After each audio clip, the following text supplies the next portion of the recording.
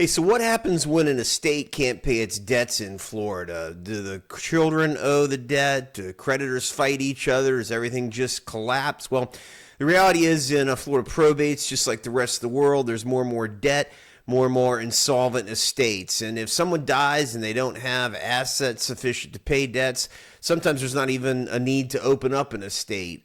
People will come in here and, it's a modest estate, house, couple cars, whatever, and there's just not any assets to probate.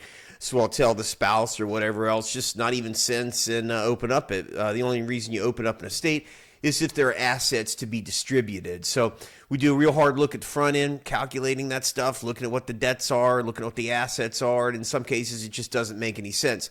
733-707 specifies what those terms and conditions are about debts and creditors and who gets paid and in what order they get paid. The critical function is heirs don't inherit debt. So, spouses that have a husband that was in financial trouble or else like that, they don't have to pay that debt. May have to do so to keep the car, keep the house, whatever. But the reality is you don't have to assume that debt or be worried about that. Critical thing about the role of the personal representative. 733-2121 requires the personal representative to identify debts, known creditors, and the creditor claim period is a very specific process. So two different rules and statutes that deal with the creditor, known creditor on one side and the unknown creditor on the other side. That's why we publish. That's why 3 months go by. Tricks that people use, waiting for 2 years to open an estate. I say it's a trick. It's not a trick. It's the law. And if you wait 2 years, that estate can just poof, or that debt can just poof, magically extinguish.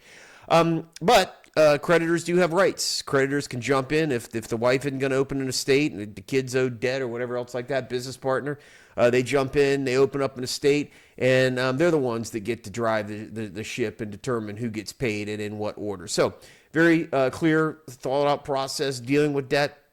Very complicated, but if you're a personal representative or somebody in a state, need that information, reach out to us. If you're a creditor looking to collect on somebody who is dying or has already been deceased, very tight timelines, very quick periods you have to pay attention to, and if not, you're going to lose out on that debt and the ability to collect forever.